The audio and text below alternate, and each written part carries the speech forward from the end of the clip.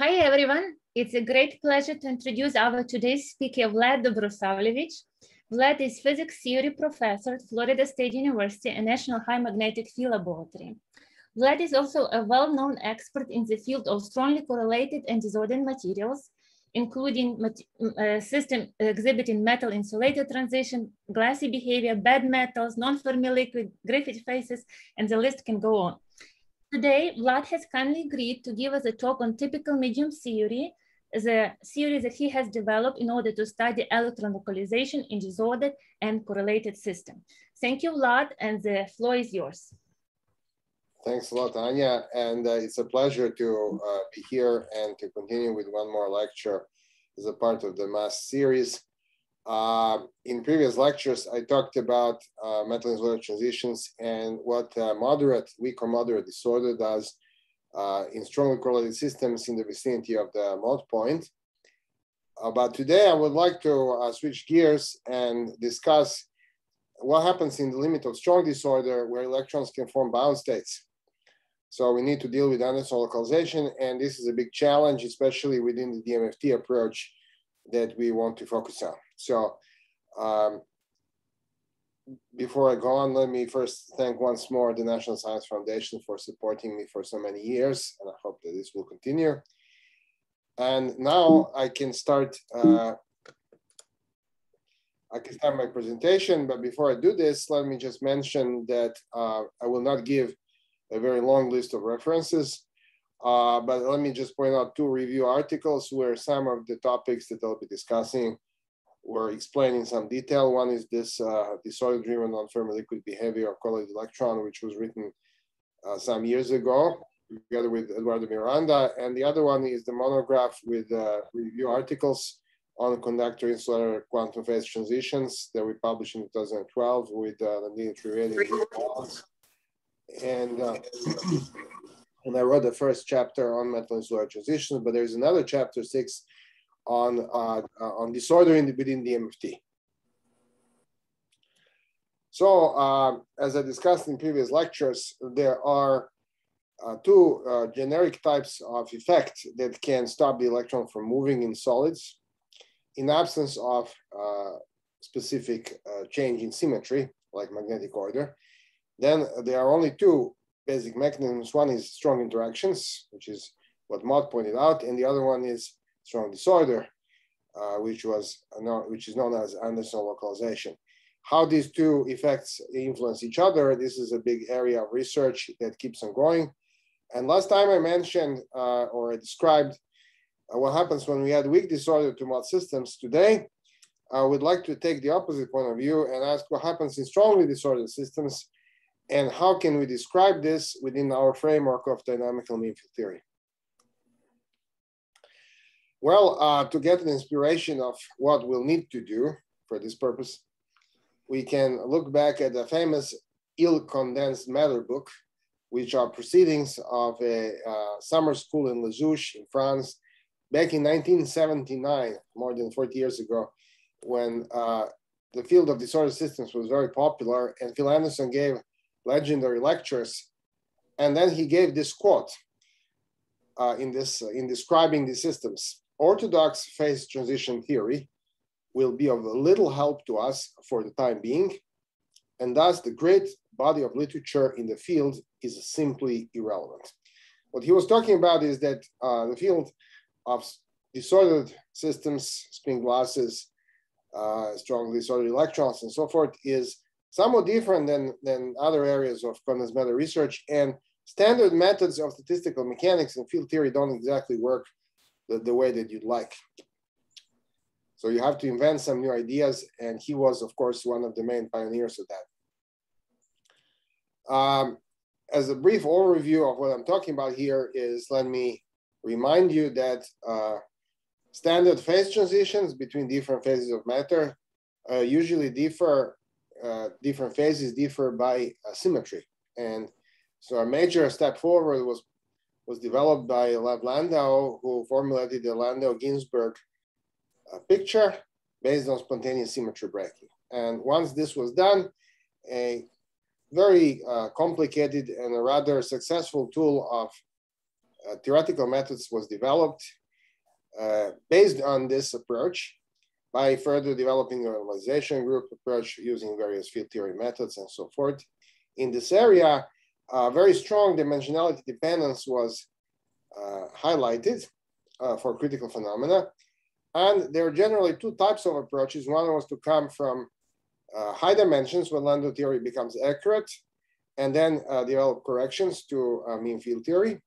The other one is to come from low dimensions, which was not as successful. However, when you have these metal insulator transitions, one of the main observations is that the symmetry does not, static symmetry does not differentiate between a metal and an insulator. And so the traditional methods of phase transition theories, they simply cannot be applied. And so in the late 70s, around just following that ill-condensed matter book, around 1979, people realized that a metallic phase is very sensitive to weak disorder, and that sensitivity is stronger in low dimensions, so that in dimensions 1 and 2, you don't really find a true metallic phase.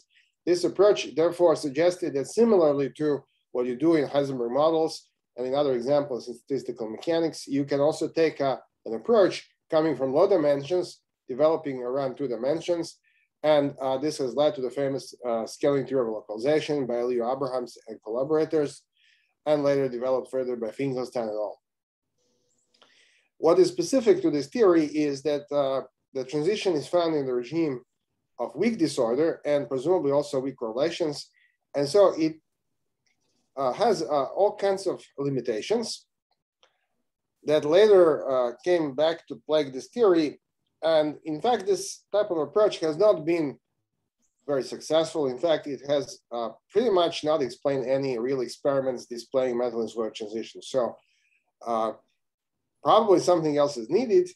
And one of the features that are most obvious to be missing from this type of approach are the effects of strong correlations or Mott physics. So for this purpose, it's useful to take a slightly different point of view. Rather than trying to think from what happens in low dimensions, try to go to the opposite limit, which is somewhat more closely related to the ideas of Landau and Wilson and Fisher, to go to high dimensions and to try to capture many of the features of metal insulator transitions using a self-consistent theory, which becomes exact in that limit. So what is the most important feature of this type of theory is that this is a local perspective where various quantities, specifically the scattering rate or the self-energy, become local in the real space. And this allows dramatic simplifications. As I described in my previous lecture, if we go to limit of large coordination or large number of neighbors to a given site, then various models can be solved exactly or reduced to some self-consistent equations. And that includes the Hubbard model, but also the effects of disorder. And so in that limit, if we take interactions and disorder, then a theory known as DMFT or dynamical mean field theory supplemented by coherent potential approximation becomes exact. And this gives us a way to treat the interactions and disorder self-consistently and find the limit where this is exact. So in that limit, the self-energy becomes local, but it becomes site-dependent. And then the self-consistency condition reduces to averaging the Green's function over disorder, the local Green's function over disorder, and that defines the so-called cavity field or the effective medium in which a given site is embedded. This theory is elegant, but here we can look at the phase diagram that comes out of this theory. So on the horizontal axis is interactions. The vertical axis, I denoted W as the strength of disorder. And as I mentioned before, when we turn on the disorder, the main effect of disorder when it's weak compared to the interactions is to broaden the bands. And as a result of this, you need a larger interaction to open the Mott gap. So the Mott transition, as shown here, shifts to larger values. But the most important question that we would like to focus on now is what happens when we increase the disorder at moderate correlation. So we're going up and up as indicated by this arrow, but we don't find an insulating phase even when disorder becomes sufficiently strong. So that's not what we expect. We expect that once disorder is sufficiently strong, as Anderson first taught us, then we expect that, again, we have an insulating state dominated by disorder, but we don't find this within this theory. And in fact, that's a manifestation of a huge problem that we encountered, which is the fact that in infinite dimensions, as formulated with standard methods, we don't find the effect of bound state formation of Anderson localization. So this is a huge limitation. And personally, in my work, I realized that DMFT was a very nice and elegant way to treat strong correlations and some aspects of disorder. However, the absence of Anderson localization or disorder-driven metal insular transitions in general, that's a huge limitation. And so the big question that I want to address today is how do we go beyond this? How do we formulate a theory by generalizing DMFT such that we can capture strong disorder effects? So our goal is to try to find the simplest way to fix or supplement DMFT in an appropriate way such that we don't miss bound state formation. Well, to get inspiration of how this can be done, it's actually useful to go back to 1958, the original paper of Phil Anderson that parenthetically very few people have actually read, in which for the first time he realized that when disorder is sufficiently large, then all the electronic states within a given band can become bound states or localized states. And then we have insulating behavior as opposed to conductive. To put forward these ideas, he realized that, in fact, for many practical purposes, it's better to adopt a local perspective rather than a perspective of scattering. Normally, if we have disorder, electrons travel as Bloch waves, and we can ask how often do they scatter of impurities or defects. But Anderson wanted to take the opposite point of view. In fact, as he pointed out in that paper, generally in quantum mechanics, either momentum or coordinate can be good quantum numbers, but not both at the same time because they don't commute. In itinerant systems, in good metals, momentum is a good quantum number, and we adopt a picture of scattering states. But Anderson insisted that when we are closer to the insulating side, then presumably the local point of view should be give a better guidance. And pretty much throughout his career, he followed this idea of that the local point of view has many advantages.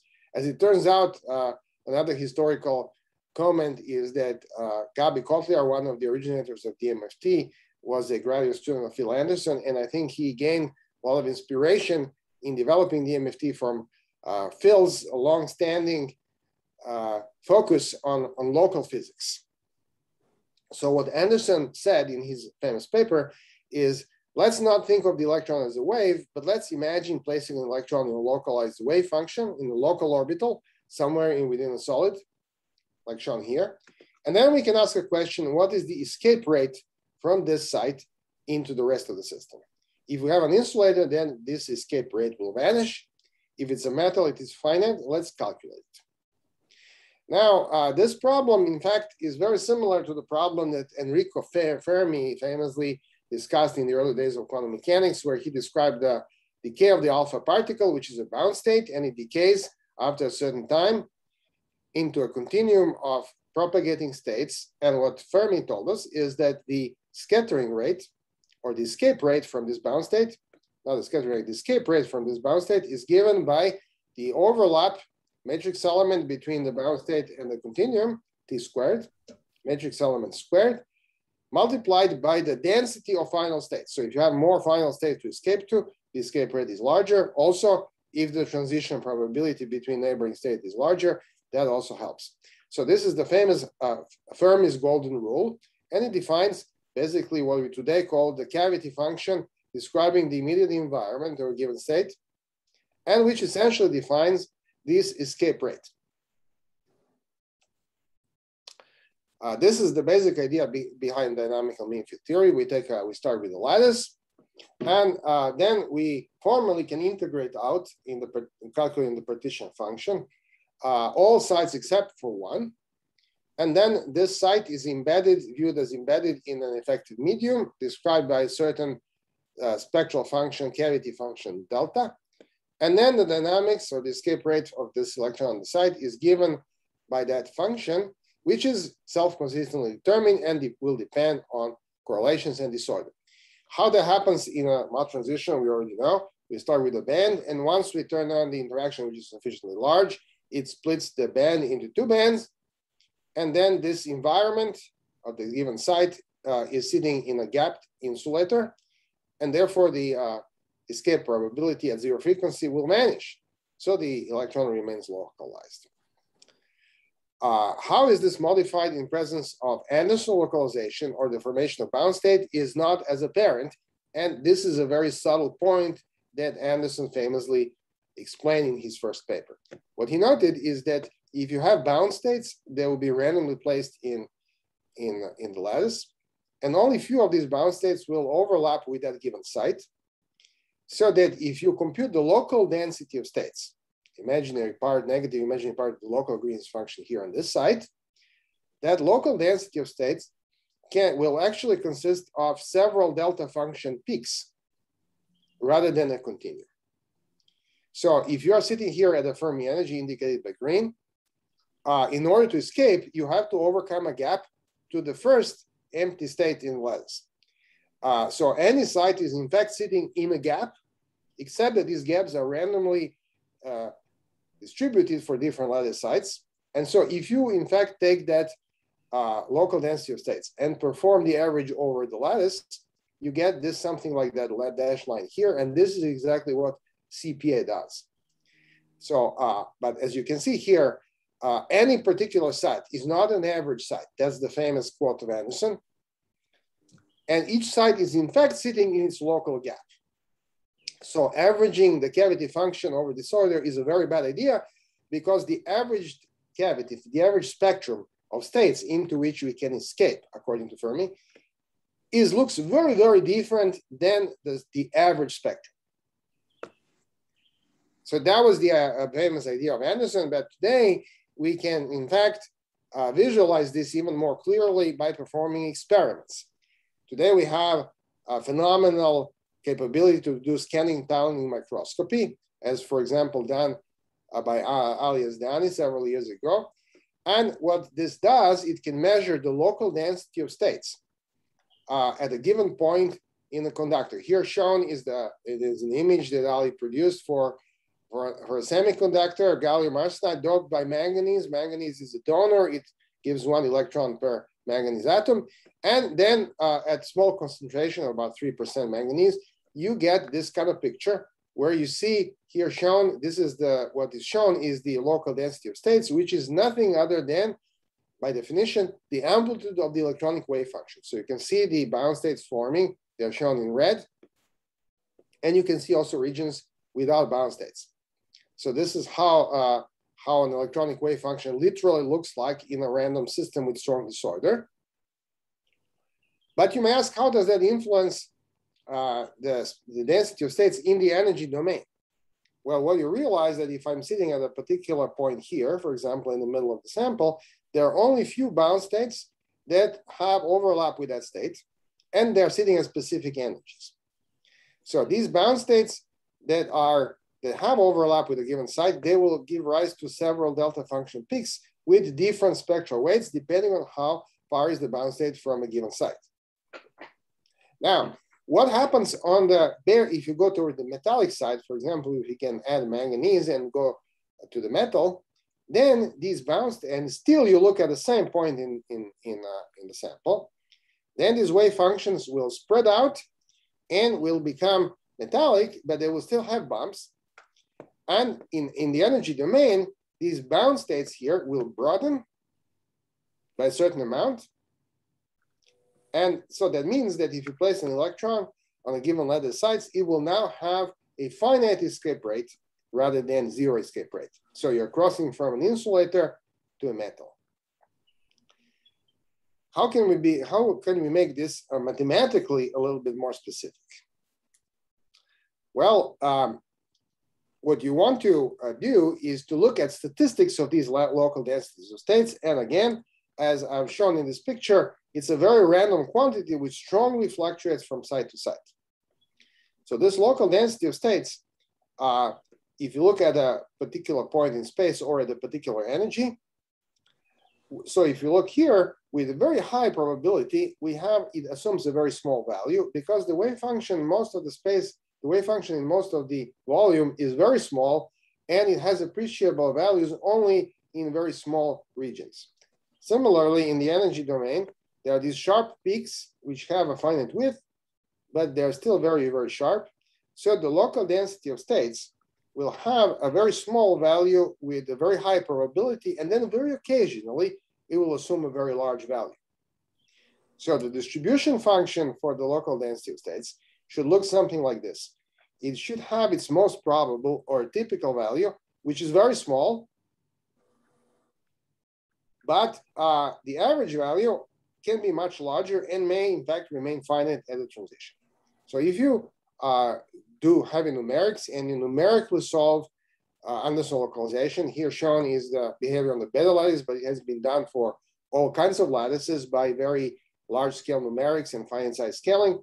You see that the average density of states as we increase disorder W does not go to 0, it remains finite, and in fact it scales as 1 over the disorder strength squared at large disorder.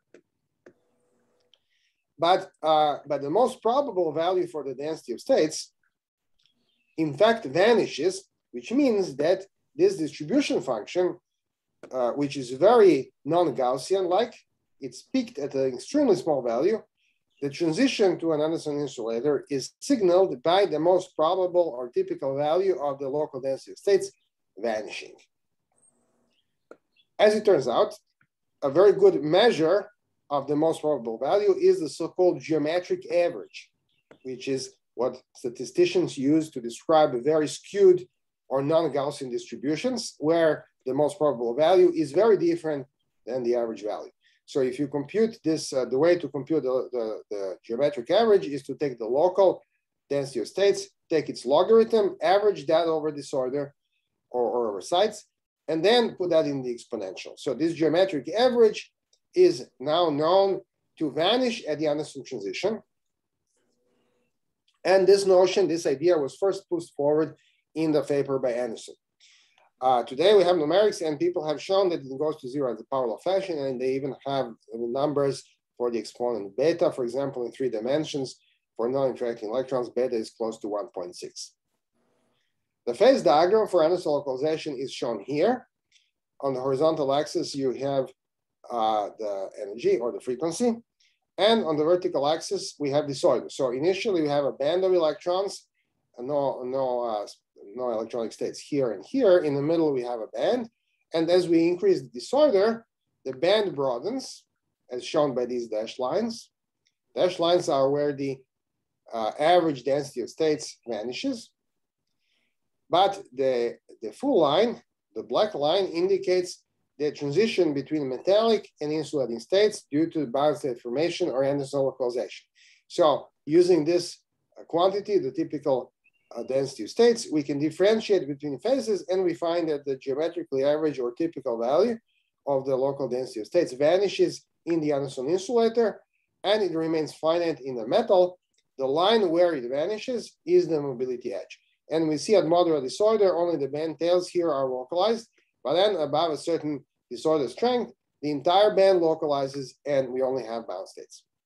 So this is the basic idea of Phil Anderson, and all I needed to do back in 2003, together with my graduate student, Andrei Pastor, and Branislav Nikolic, who is now a professor in Delaware, what we did in this paper is to implement this idea within local approach, basically an effective medium approach, which can be very easily and elegantly interfaced with DMFT in order to add strong correlations or other interactions. So how to do this? The local Green's function assumes this familiar form. You have the site energy, you have the cavity field. the cavity field can be renormalized self-consistently through a self-energy as usual in DMFT. And that's accomplished by, so the cavity field is, you just replace frequency by frequency minus the self-energy in the bare cavity field, which is related to the bare Green's function or the bare density of states through usual formulas. The only new feature, and I repeat, the only difference of this from CPA, for example, is that to calculate the averages, you don't use algebraic averages for averaging the Green's function, like in CPA. What you do is you compute from this Green's function with a given cavity, you compute the local density of states, then you perform a geometric averaging to determine its most probable or typical value. And this typical value is now viewed as an order parameter for Anderson localization. Of course, if this is a quantity that can differentiate between the two phases, theory should self-consistently calculate that quantity and not the average density of states, which does not differentiate the phases.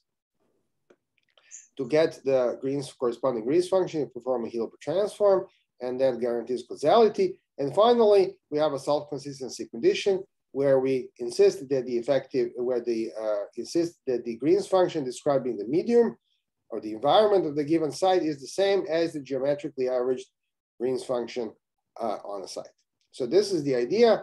Basically, the only new idea is that we have to, in writing down the self-consistency condition, what we do, we perform geometric averaging, and that means that we are computing, we are self-consistently calculating not the average value, which is not critical, but the most probable or typical value, which does differentiate between the phases. And now I can show you some results.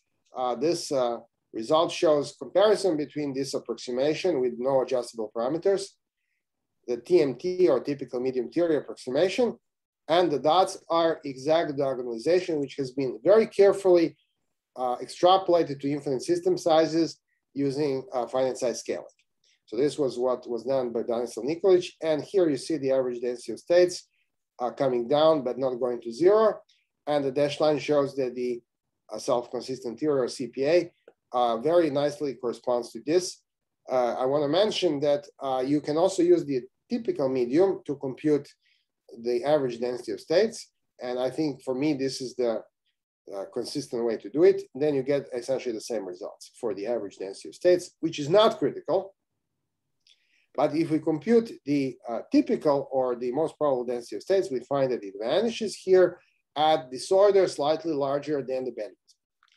The results of the exact diagonalization are shown by dots, and you see that we underestimated in this approximation, we underestimated the critical disorder strength by some 10 or 20%. And the critical exponent is not the correct. The critical exponent here is around 1.6. We get 1. But this is exactly what you expect from a simple mean field approximation such as this one. We don't expect it to work extremely accurately near the transition, but it does capture the main trends. It does show where the transition is. And the quantitative aspects not too close to the transition are reasonably well described, which we can see here. One of the reasons why we developed this theory is that we wanted to supplement DNFT with a prescription, with a method to capture Anderson localization in order to study interacting systems, which is one of the biggest challenges I have set out to do in the beginning of this talk. And in fact, that's what we exactly have been doing for a number of years. The first attempt to do that was done to apply this method to the Hubbard model. And the results of such calculations are shown below. One of the first papers that has implemented the typical medium theory we proposed in 2003 was done by the Dieter Vollhardt group in Germany in this PRL paper a couple of years later.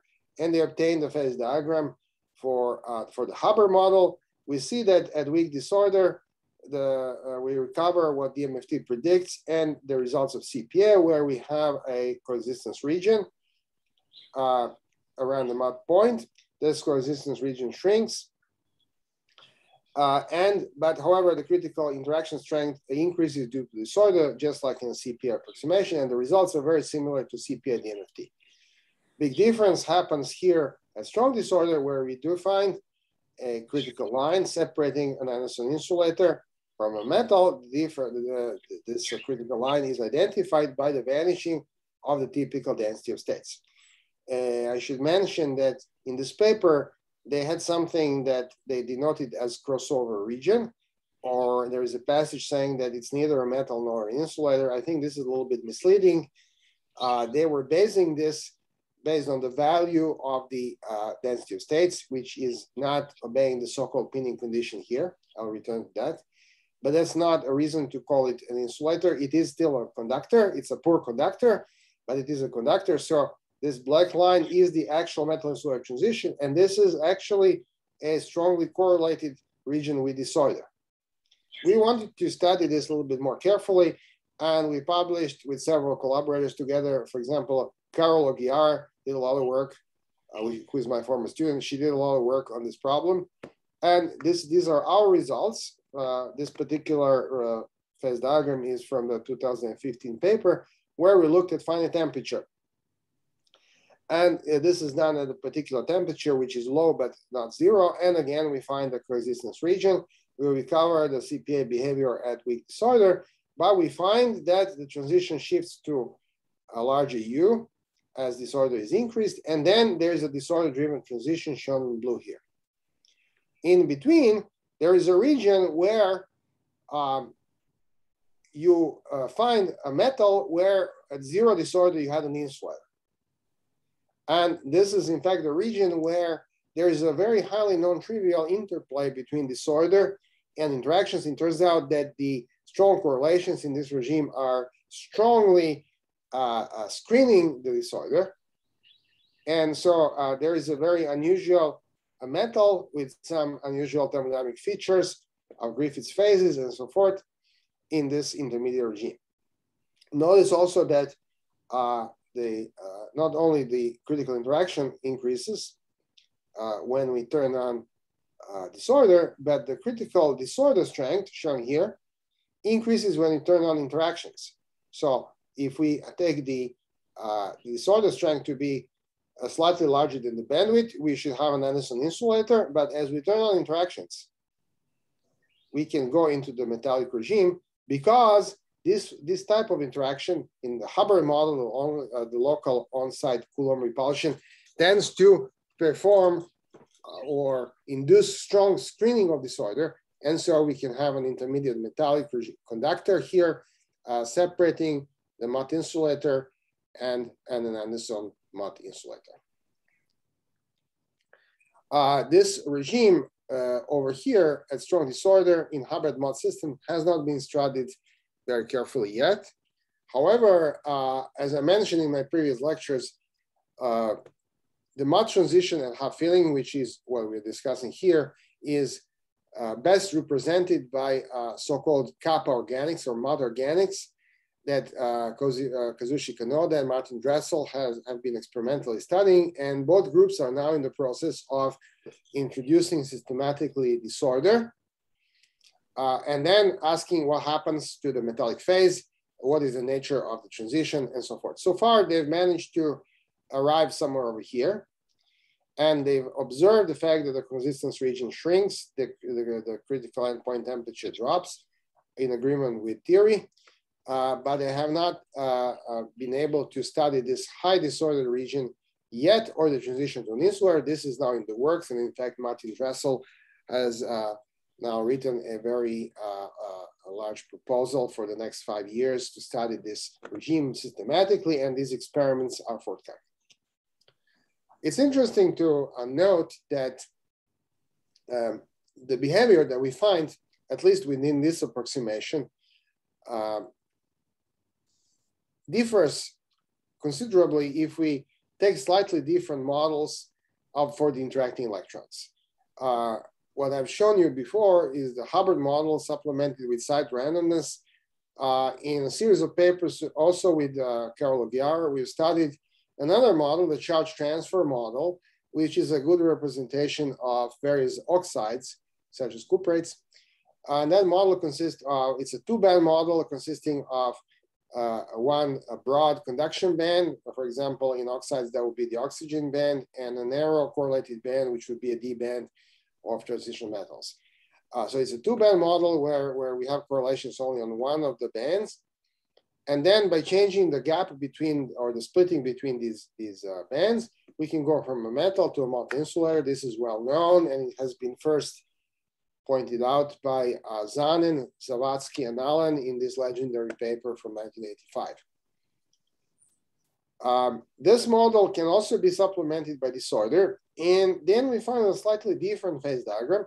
The multi-insulator is found at strong when the interactions are strong and the bandwidth is, or the splitting between bands is large. Again, we find that turning on disorder shifts the transition to, makes the insulator smaller and stabilizes the metal, like in a Hubbard model. But in this model, the spatial fluctuations associated with a disorder are even stronger, and there is something we call the Griffiths phase, which is the region where there is a very broad distribution of local quasi-particle weights, and as a result of this, the thermodynamic behavior assumes a disorder-driven non-Fermi liquid form, where quantities like the spin susceptibility and the Sommerfeld coefficient of specific heat, instead of saturating at low temperature, they display a divergence. So there is such a Griffiths phase in this model. And at very strong disorder, we find a correlated insulator. The transition between the insulator, correlated disorder-driven insulator, and a metal is shown by this green line. And remarkably, for this model, this intermediate metallic phase seems to broaden as we go to strong coupling.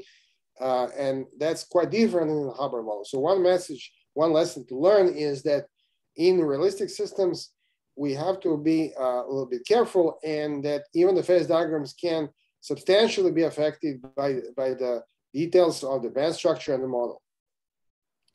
What we've done in this series of papers is also to compare the predictions of typical medium theory, typical medium DMFT theory for this Mott-Anderson transition with a more numerically demanding but more accurate treatments, which we dubbed early on statistical DMFT, which is very similar to what people today call supercell calculations, which just means we take a large system, large lattice, and then allow the self-energy to be different on different lattice sites, and then solve numerically this problem for fixed realization of disorder. This approach can be compared to the typical medium theory, which is simpler, much less numerically demanding, but not as accurate. And we can see here in the inset comparison of the phase diagrams, which look very similar.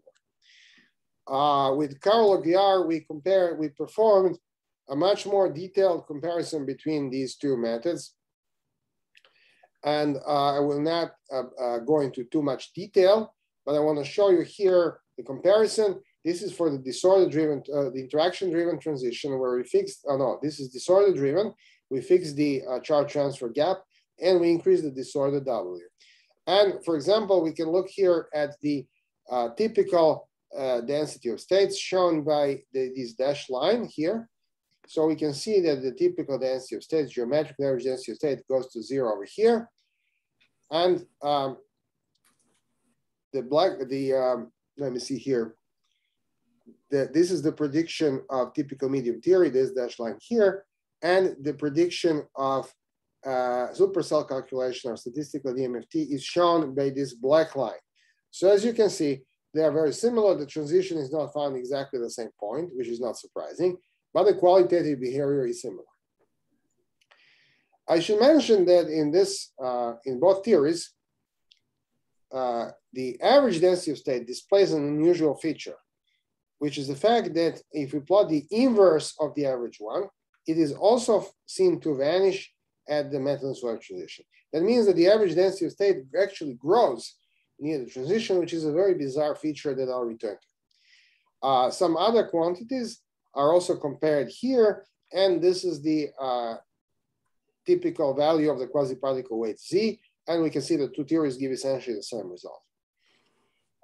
Similar results are obtained when we focus on the same model but for the interaction-driven transition, where we fix disorder W, and we change the charge transfer gap. Once the charge transfer gap becomes sufficiently large, then we enter the multi-insulator. And here we can see the order parameter for Anderson localization, a typical density of states. And you can see that it first goes up and then it goes down. This is the effect that I was telling you about, that turning on the interactions is able to, in fact, significantly reduce the disorder effects by performing strong screening. But eventually, here we enter the multi-insulator, and we can see both theories, the typical medium theory shown in red and the statistical DMFT or the supercell calculation, they show similar results. There is a bit of a difference, is that the supercell calculation shows a continuous behavior where this quantity, the order parameter, vanishes linearly. In DMT, we find a jump. So the difference is only apparent extremely close to the transition. And this is one of the limitations of this mean field approach, which we have to keep in mind. But overall features, I repeat, are very similar, and it gives us confidence that the typical medium theory provides very good guidance for many physical quantities.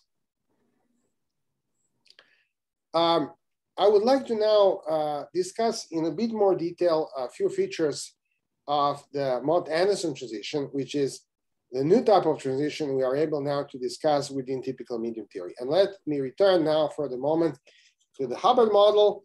Again, this is the phase diagram. Here's the Mott-insulator. But over here, we have a Mott-Anderson insulator. So the green dashed line is when the gap, the hard gap, the Mott gap in the average density of state vanishes.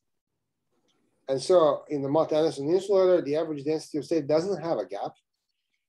So it's different than the Mott-insulator. But we would like to understand in some more detail what happens if we move from a metal to the Mott-Anderson insulator by increasing disorder. And a first glimpse of what happens, how this happens, is given in this plot that's obtained, in fact, by using Slave-Boson methods at zero temperature as the impurity solver. But later work has shown that very similar results are obtained from other impurity solvers used within DMFT. So what's shown on the right panel is the local quasi-particle weight for given Celsius sites with given site energy epsilon, shown for different values of the site energy epsilon. So if you have a very small local site energy, then the black line shows that as we approach the Mott insulator, the quasi-particle, the Mott-Anderson insulator, the quasi-particle weight vanishes. And the same thing happens for moderate values of the site energy. So those sites which are sitting in regions with weak disorder, they behave the same way as what you expect for a Mott transition. What you find is that the quasi-particle weight Z goes down to 0 and it vanishes at the transition. We find that it vanishes linearly at the transition. Note that this is a log scale, so it doesn't look like that, but we checked it carefully. So this is what happens for a finite fraction of the sites. The local quasi-particle Z vanishes, and we know, according to the Friedel sum rule, that means that the occupation goes to 1, and these sites turn into spin 1/2 localized moments. So we can say that a fraction of electrons undergo Mott transition. They become Mott localized. They turn into localized spins. But in this Mott-Anderson transition, it doesn't happen to all electrons. It happens only to electrons sitting in regions with weaker disorder. If we look at regions with stronger disorder, where the site energy is larger, over here, then the quasi-particle weight goes up, in fact, goes to 1. And these electrons, these sites here, they do not undergo Mott localization, but in fact, they undergo Anderson localization. And so that behavior is shown a little bit more clearly in this figure here taken from the paper. And what's shown here is that both the typical and the average density of states at the same time. So the top row indicates what happens if we crank up the disorder and we look at the Mott-Anderson transition. we see that the metallic states, or where the typical density of states are non-zero, are found only in this narrow band corresponding to these quasi-particles approaching the Mott insulator. The average density of state is non-zero in a broader range, but the typical density of state is zero here. So what is the interpretation of that? That means that in this energy range away from the Fermi energy, we have Anderson localized states.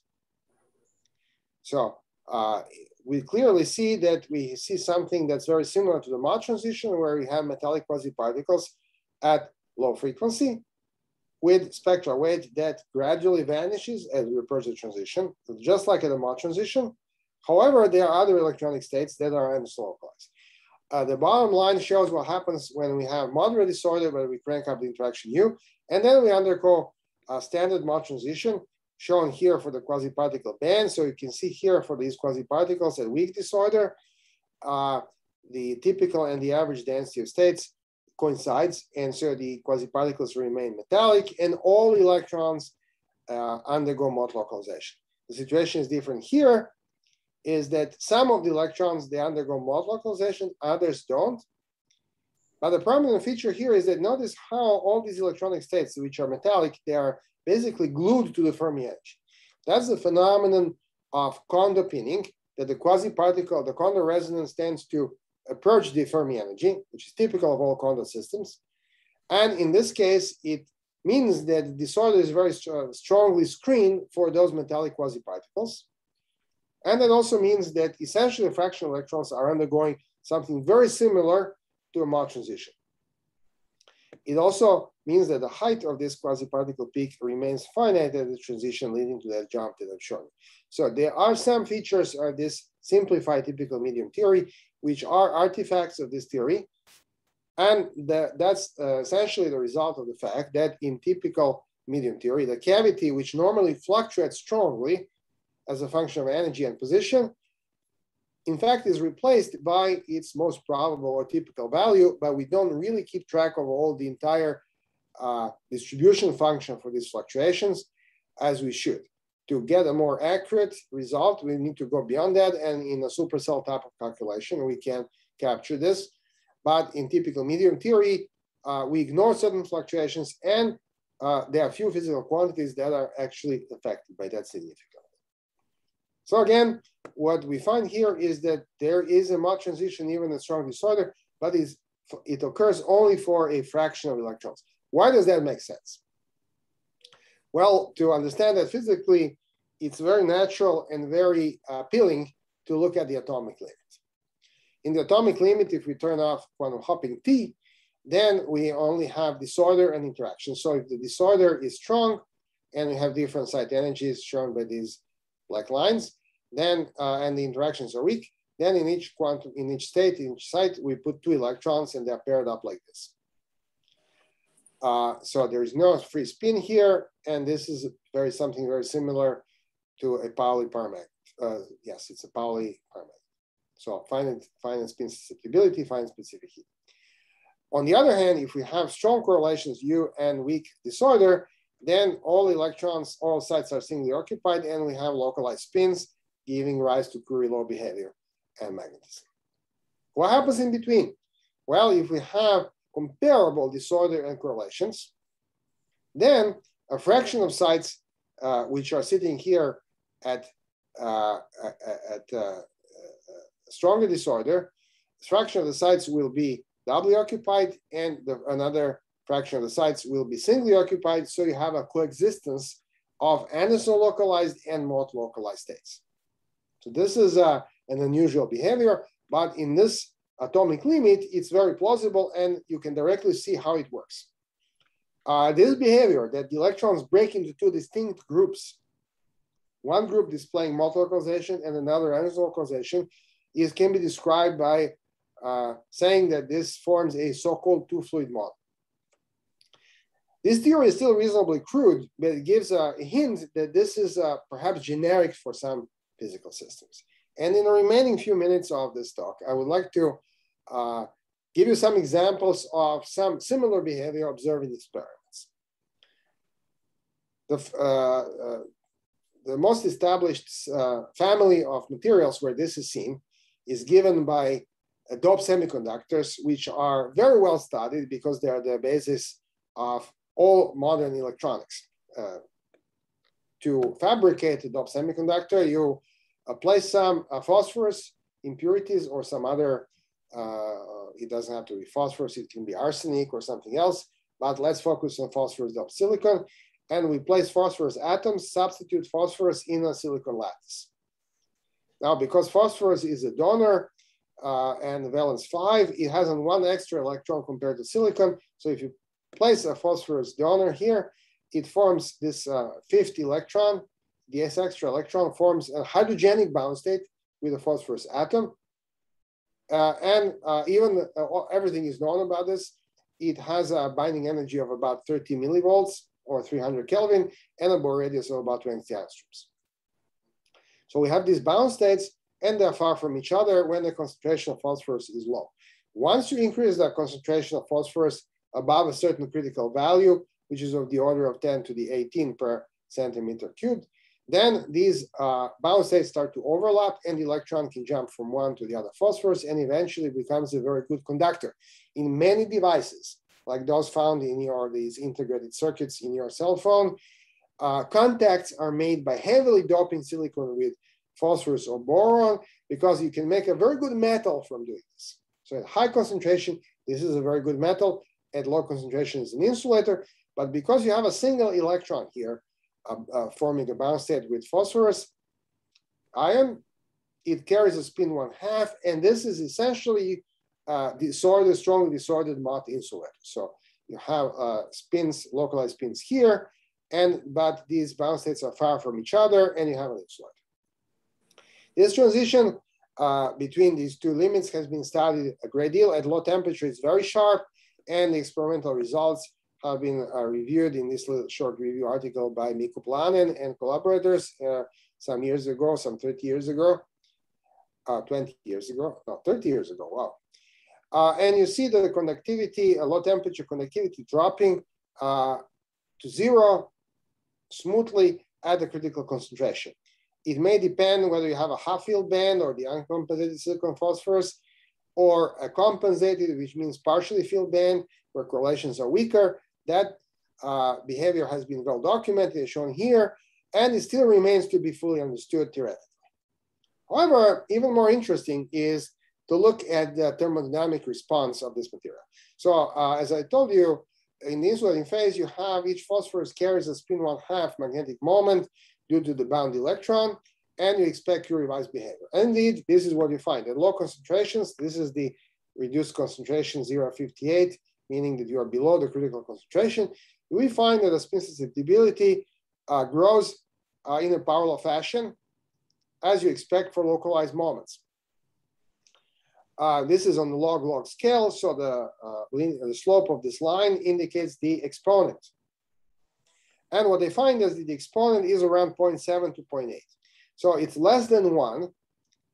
And that means that these spins are not completely free from each other. They are weakly interacting, so some weak overlaps of these wave functions, and that generates some weak superexchange interactions. So the details why this exponent is not 1, but 0.7 or 0.8 can be understood through turning on superexchange interactions between these spins. And this has been done by the famous Barton-Lee theory around 1982. I'll return to that in a second. But what's most interesting is that if you increase the doping concentration and go from the insulating phase to the metallic side, notice that the reduced concentration is now larger than 1.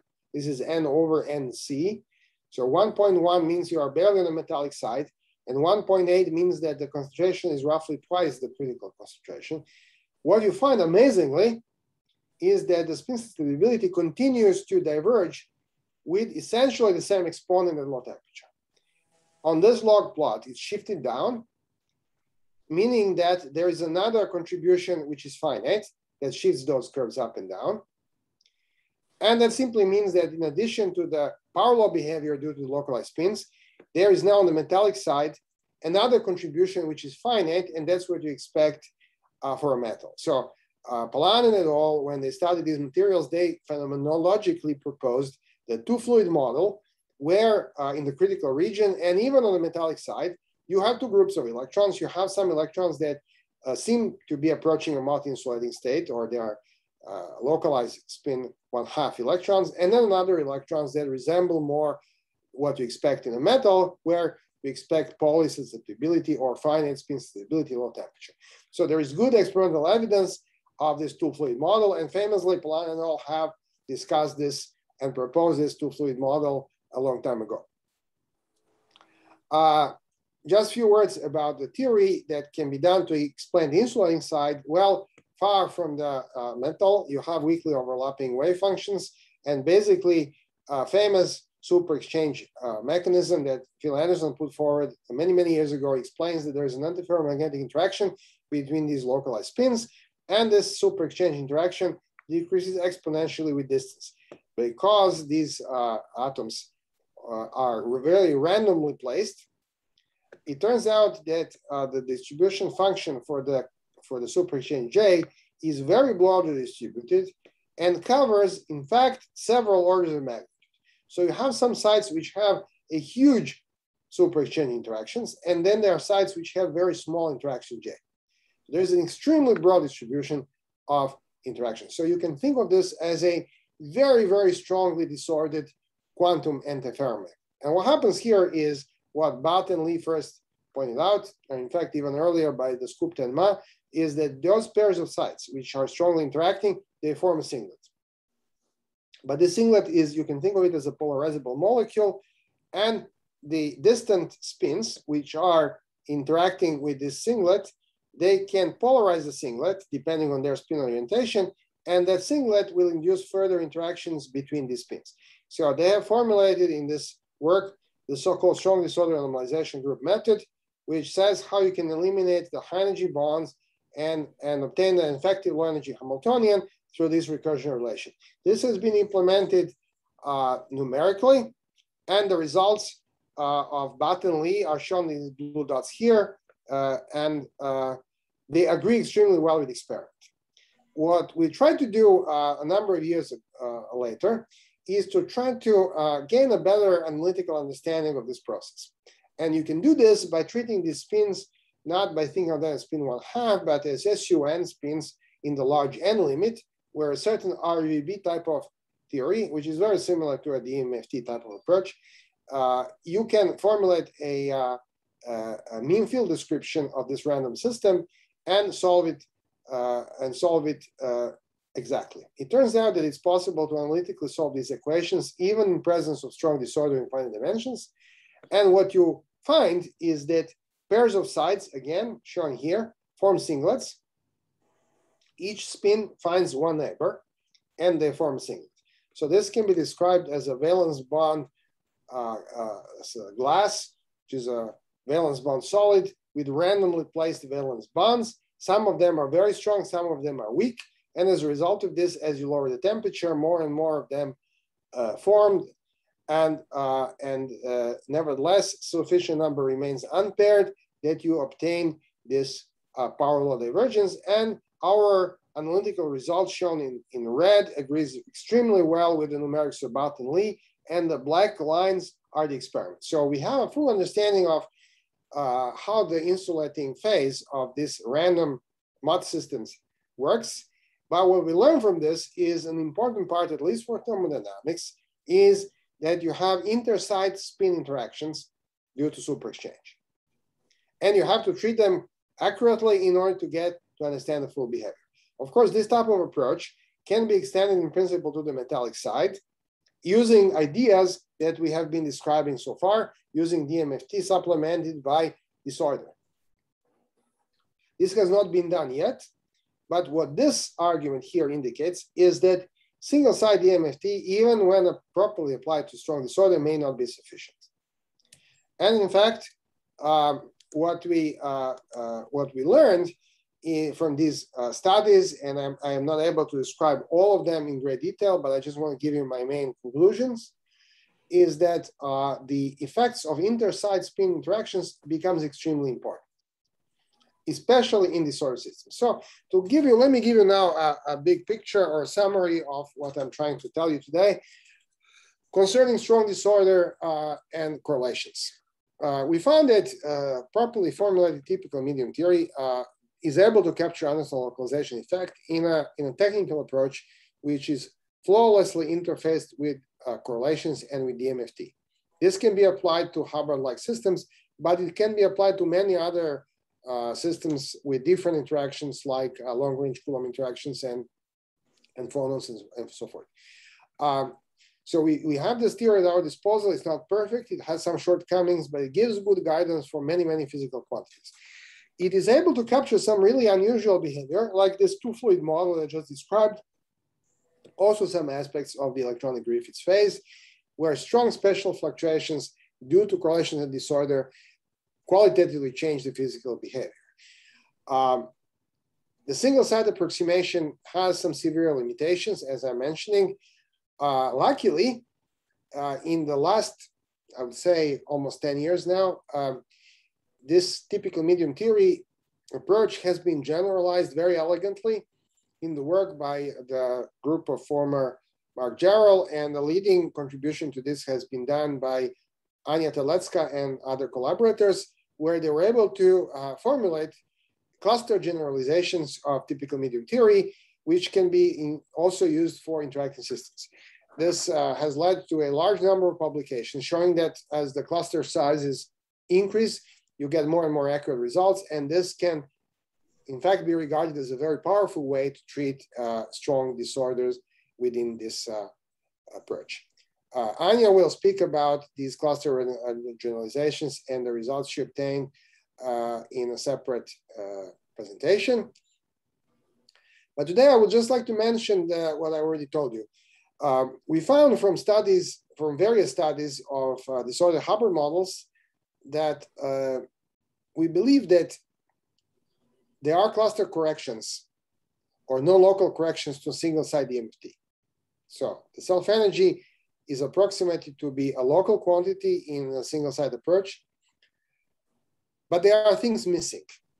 What we believe is generic is that in presence of disorder, these no local corrections become even more important and will significantly modify the physical picture and the critical behavior very close to the transition. So that's a big challenge for future work.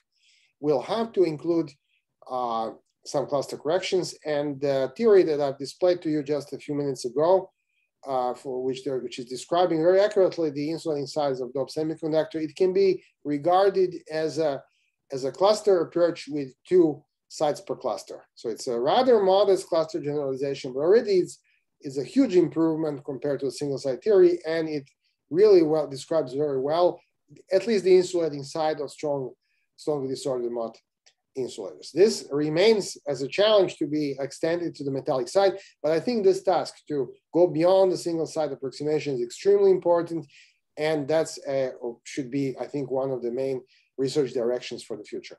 Another very important direction is to realize that even if you understand Hubbard-like models well, there are other interactions. There's an interaction with the deformable lattice electron-phonon interaction, plays an important role in various systems. It can give rise to polaronic effect, and similar effects can be found, in fact, if you have other collective modes in the system. If you consider charge density fluctuation and approach to charge order due to long-range Coulomb interaction, if you consider the approach to magnetic order and spin waves, all those things can be strongly influenced by disorder and localization and create some highly non-trivial physics. Some of it has already been studied within typical medium theory. The electron-phonon problem has been studied with disorder using typical medium theory, and we learned quite a bit from this. So this is another very important line of work that remains as a challenge for future work. So having said this, I think it's a good time to stop, and I'm happy to answer any questions. Thank you.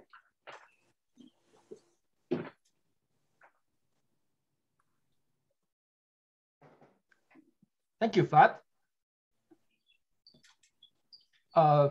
Let me ask a question first before everybody be silent. When you do averaging, you do apply geometric averaging. Yes. You do the averaging over the charge density. Is it possible to averaging over Green's function? Because that, for algebraic averaging, it doesn't matter. Each way is equivalent. But wanted to do a geometric averaging, probably why not averaging over Green's function instead just Chad density, density of states. Sorry. Good question. Good question, Yang. This is a very important issue here in formulatic typical medium theory. So you see, what happens is that when we have broad distributions like the one shown here, these distributions, in order for them, if you want to have a distribution where the average value is very different than the most probable value, that is only possible if you have very long tails. That's how you get a large average value from these long tails. So typically you can get parallel tails or things like this. Now, if you take the logarithm and look at the distribution of the logarithm, that automatically kills all the tails, and the distribution of the log doesn't have long tails. So when you look at the distribution for the logarithm, the most probable value and the average value is essentially the same. And this is the reason why people generally use geometric averaging like this to describe distributions which are very non-Gaussian-like. So basically, you're trying to eliminate the effect of long tails. In order to capture the most probable value, you just take the log and average that. Now, of course, if you average the log, if you're taking a log of something, you can take a log of a positive definite quantity, but you cannot take a log of a negative quantity because it's an ill-defined object or even a complex quantity. The log function in a complex plane has a branch cut, it's ill-defined. So, but even more than that, the point is that the reason why we take a log is because distribution for the log of a positive definite quantity is narrowly distributed, and even if the original quantity has long tails. So the main physics of Anderson localization described in his early paper is the fact that the local density of states, which is a positive definite quantity, has these long tails. And he was then trying to argue that because this exists, and in fact, the most probable value vanishes at the Anderson transition, you cannot use the average values as representative. You have to look at the typical values. Now, given that, we should be looking at averaging the log of the local density of states. This is not the charge density, this is the local density of states at a particular energy. But we cannot do this for the real part of the Green's function because the real part is not positive definite. So what we decided to do, and what other people also do in the class of generalizations, is to geometrically average the spectral function, which is the positive definite. Then you can take the log and average that. And then to get the real part, all you have to do is to perform this Hilbert transform, because the real and imaginary part are linked by the Kramers-Kronig relation. Now that prescription guarantees that the causality, in other words, it guarantees that the Green's function will be an analytical function in the complex plane away from the branch cut. So it preserves properly the branch cut structure. So in this way, we are basically obtaining the geometrically averaged Green's function. But to do this, we first have to average the spectral function and then do the Hilbert transform. So does that answer your question, Jan? Yes, thank you. Because when we try to implement that in the first principles, right. Something I have to really think about how to implement this. That's right. So I think that, how can this be done? For example, in a cluster, or even you have a multi-band model, has been discussed and explored already by in a series of papers that Anya and her collaborators have published. So it can be done, and I think that basically, I think in some sense you can think of the continuum limit of DFT as a multi-band model with many bands. So I think once you are confident you can tackle the many band system or multi-band system, then I think generalization to a continuum should be reasonably well defined. So I think that this can be done, and I think that would be a great thing to do. Yeah, this is Malcolm. I'm still a little bit suspicious of that, in the sense that we know how to compute the observable from the Green's function. Yes. And what we're supposed to do is to stick with observables. Right. And so what worries me is that you have, to some degree, abandoned that. And as you rightly point out, you get an analytic theory by requiring that, by obtaining the real part of the Green's function by this device that you're using. But there surely must be, if this theory is correct, and I'm not saying it's not just you know, beautiful results, and it was it's a lovely piece of work, but somehow I feel that there ought to be a straightforward way of taking the just like we did back in 1980, whatever it was, in computing and coming up with a theory of the local density of states, of the spectral function and whatnot. And prior to that, within this CPA theory, there was no theory of any of the observables. The way we got it was concentrating on the Green's function and doing the averaging carefully. And so I wonder whether that approach, if we go back and look at it and take some of the experience as to whether there is a more direct approach. Well, you know, this is the spirit of effective medium theories. You want to, you know, what you're trying to do is to compute a local quantity. All you're doing is approximating the environment of that quantity. If you want to measure the local quantity, if you want to measure the local density of states at a given site, it's still given by this. What you're approximating is the environment, right? So that's the same as in CPA. The only difference is that, you know, you realize that if you do numerics, so if you take a supercell calculation, and if you ask what is the actual environment for a given site, well, the spectrum of that environment is a discrete spectrum, and it's not well represented by its average, right? So now the most probable value. So this is what I was trying to say here. So you see, if you look at this function, its average value looks something like this. Oops. Its average value is completely smooth because these peaks are at random positions. Now, the most probable value is something very small. And when you go to the insulator, the most probable value is 0. Now, there are still these peaks here. So now, if you want to replace this by any average, no matter how you do it, right, it's not going to be spiked like this. So there are fluctuations missing from any effective medium theory by definition. So in principle, you can go beyond that. You can do supercell calculations, but if you want to, if you are trying to do an effective medium theory, then, you know, no matter how you do the averaging, it's never going to have a random spikes. This function, you know, it's not going to be random because the effective medium, this is the whole idea of the medium, that it is uniform, modified but uniform. And the only point I'm trying to make is that if you have a random quantity, well, you know, the least you can do is to use the most probable value and not some average value, which is really not representative.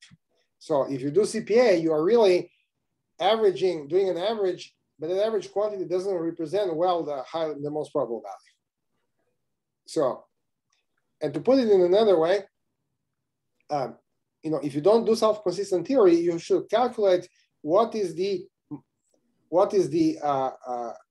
physically relevant quantity that changes between phases. Now, what I wanted to mention once more in respect to, this is an excellent point you're making, Malcolm, that we need to think about what is physically going on.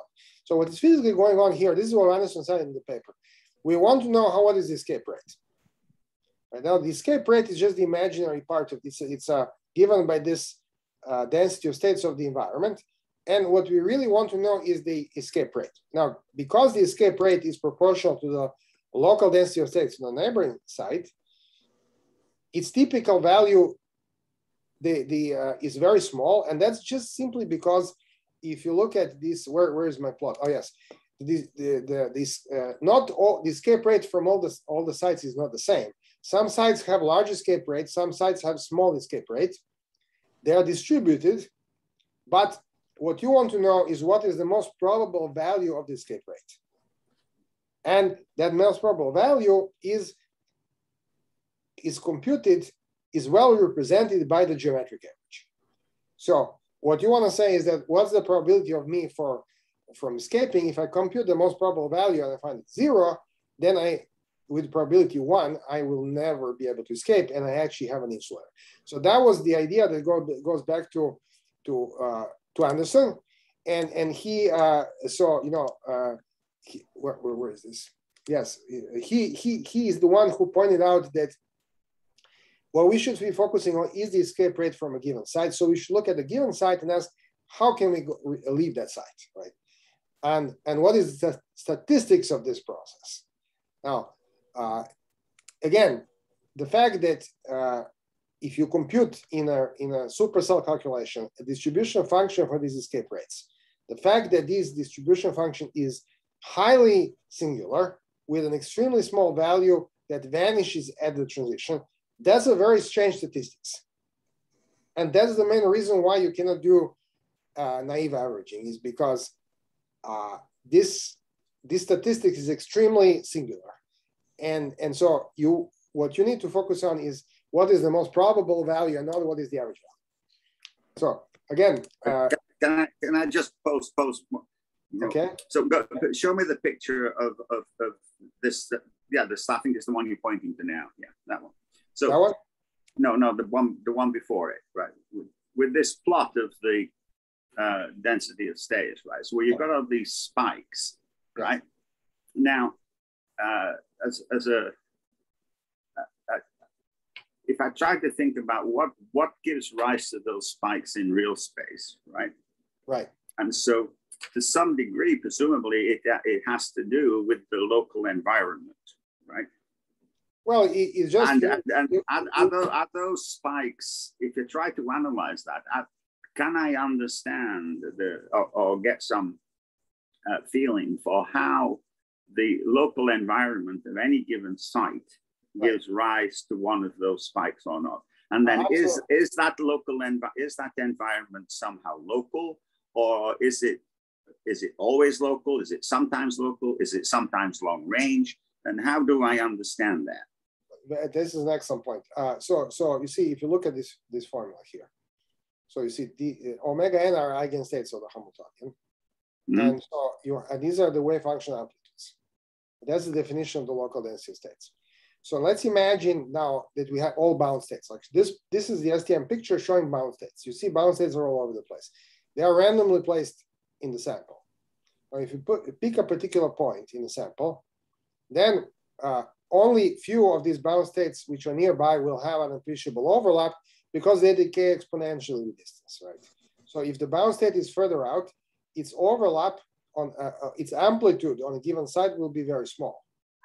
And you see the blue region here is where the amplitude of the wave function is actually 0.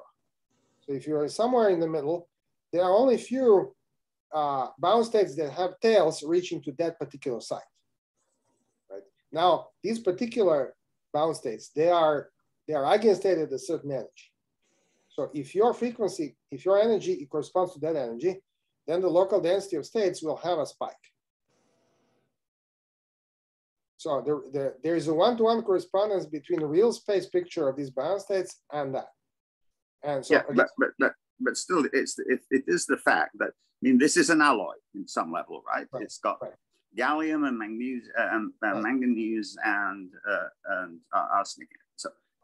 So every site in that ensemble that you've got has a different surrounding of gallium and manganese sites. So if I look at those peaks, is there any?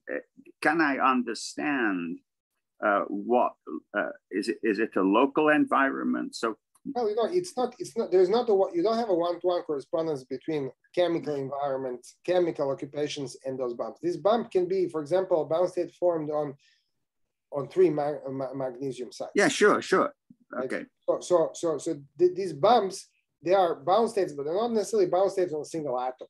They are bound states on a cluster. No, I'm not saying the bound states of a single atom. I'm saying you've got some state there, which you can identify as this is one that has this high density of states in that region. So what's the, is there anything to be learned from the composition underlying that bound state? Well, you know, when you have more manganese atoms, there will be a bigger bound state, right? So there is a correspondence between concentration and these where these. So that begs the question then: do I, if I'm going to construct a theory beyond what you have already, do I then have to go beyond the single site and do some and do non-local CPA or non-local whatever? Is that a way then to capture it? No, I don't think so. I think this is the whole point, is that this is what's kind of magical or surprising about this typical medium theory. It is a single site theory, but it does capture this effect. That you actually, so you know, the point is that if you literally had bound states, and let me put 3 bound states. If I put 3 bound states in random positions, they will decay exponentially in space. I pick a point in a sample. Well, these 3 bound states, there will be 3 peaks, right? And the spectral weight, which corresponds to what is the amplitude of the wave function at the site you're looking. So if the bound state is further out, it's the spectral weight of these delta functions will become very exponentially small. And in fact, you know, if you actually look, ask what is the spectrum of Anderson localization on a given site, you don't have only few delta functions. You have infinitely many wave function delta functions, but the only few with appreciable spectral weight, and the other ones have vanishing, or not vanishing, but exponentially small spectral weight, corresponding to very distant bound states which have tails that extend very weakly. And so this is a rather complicated object, but the point is that basically you can say, you know, these 3 big peaks. That means that there are 3 bound states which are not too far from the given site. So they have some tails. And now what I'm trying to do in typical medium theory is say, well, and so when I go to the metallic side, they broaden. Each of these peaks has a typical broadening. And the question is, you know, well, let me try to compute this broadening. And so in this approximation here, which I'm writing here, so you see, this is the Green's function on a given site. If I didn't have this cavity, then there will be a single delta function sitting at site epsilon. Well, now I am replacing this by some average, some geometric average, and the imaginary part can become very small. That means that the broadening of this delta function here will become very small, just barely on the metallic side. Now, if you wanted to, so you're making a good point. This approximation, if you compute the local Green's function, there will be a single peak. It will just give you a single peak. In reality, the local density has more peaks. And if you wanted to do that, then you have to go to a bigger cluster. And in fact, that's what these cluster generalizations of typical medium theory have done. They have a cluster of 3 by 3 or 8 by 8, and then you get more structures. And I actually believe that if you want to so you know, I see here something that you're bringing up here is related to what I'm trying to say. So you see, if you just replace the spectrum by its most probable value, if you have a delta functions, the most probable value will be 0. So the cavity function in the Anderson insulator is 0 within typical medium theory. There is no cavity. So in single site typical medium theory, once you go to the Anderson insulator, your site is sitting in the atomic limit. Now that's a pretty severe limitation, because you ask, you know, if I actually have these peaks, I can thermally activate them. Even if my Fermi energy is here, I can thermally activate to these other ones. At low temperature, I won't be able to leave. So I'm describing localization, but what if I go to high temperature? Can I thermally activate? Well, if I replace the spectrum by 0, I won't be able to thermally activate. So finite temperature properties are presumably not well captured on the insulating side within typical medium theory. And I think that this has not been explored well. That needs to be explored. So if you want to have a more reasonable treatment, then you'll need to have more delta function fix. And one way to do it is to go to cluster. If you, for example, even use a cluster of 3 sites, they already will have 3 peaks. And then, you know, even in the Anderson insulator, you will not have just nothing, you'll have some 3 peaks. And then you'll be able to describe more properly thermal activation. So yes, you're right, that some physical quantities cannot be properly captured in the effective medium theory, no matter what it is. Do we have other questions? If not, may I ask, Vlad? Yes, sir. A question, slide 15. When you compare 0 temperature versus finite temperature phase diagram, it kind of sees that we see that at finite temperature, the slope of the effect of V disorder on U is quite different. Like it's a more sharp for 0. No, down at yes. Effect of V on U critical for mode transition. Is it approximation effect or this is finite temperature effect? I'm not really sure.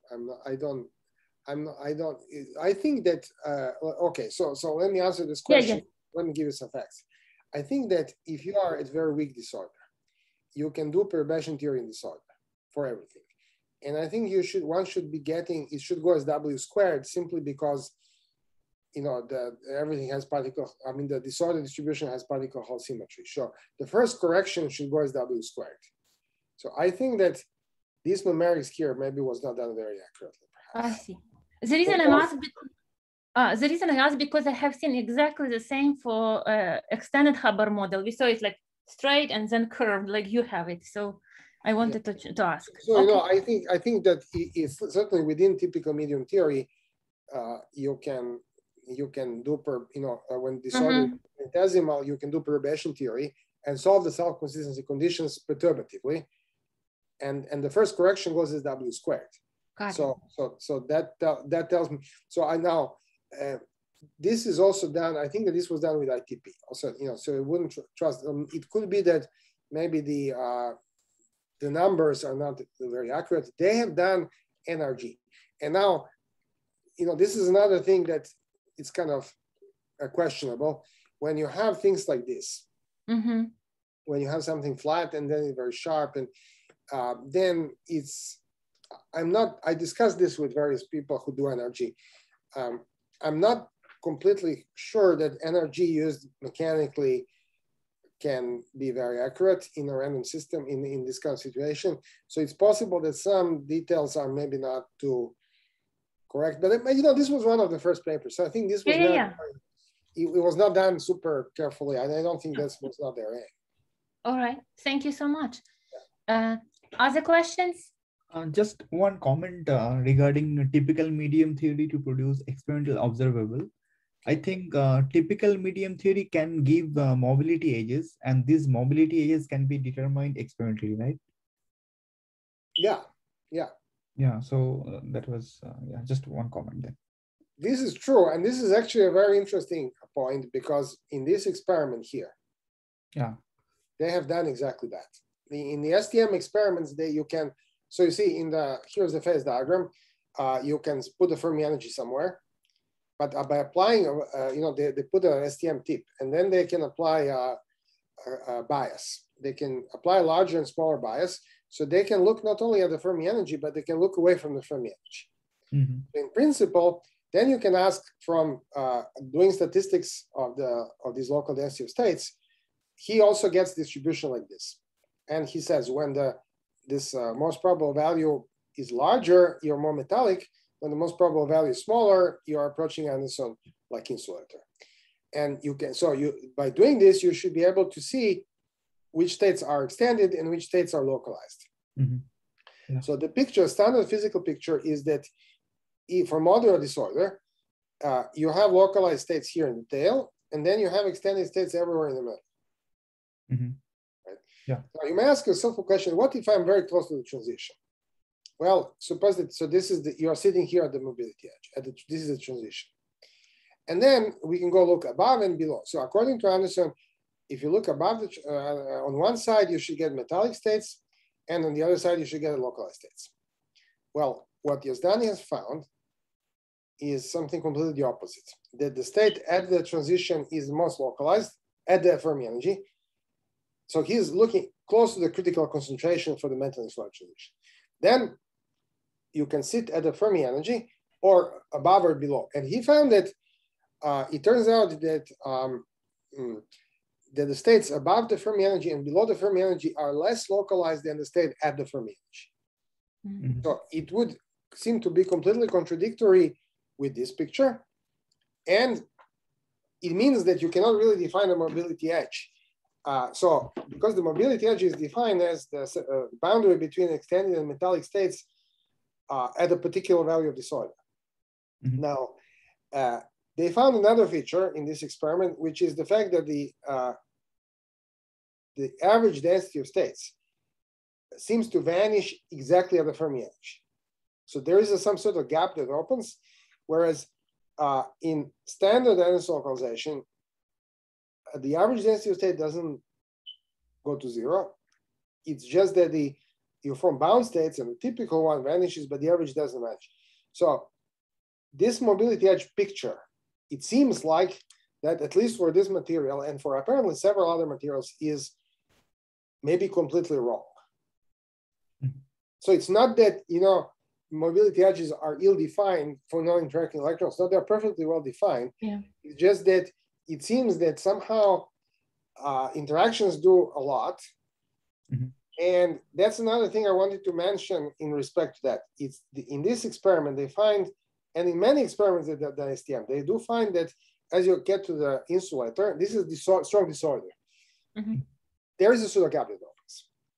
And that means that when you have pseudogap opening, then the state at the Fermi energy is the one that's most strongly localized. What has upset me quite a bit is within this single site DMFT theory with disorder, whether you do supercell, whether you do TMT, what you find is that there is so many sites which have quasi-particles with quasi-particle weights, and you always get this very sharp peak at the Fermi edge. You never get, so you see, you can go you can go from a metal to an insulator. Insulator is defined when these metallic states they disappear, but I never find a situation where I have a gap starting to open and this process happening through density of states coming down rather than the spectral weight here going to zero. Mm-hmm. So it seems that something is missing from the Hubbard model. That's what I believe. I don't think this is necessarily wrong for the Hubbard model, but there may be other interactions, whether those are electron phonon, maybe this is long range Coulomb, maybe it's magnetic super exchange between sites. That I don't know. That needs to be investigated, but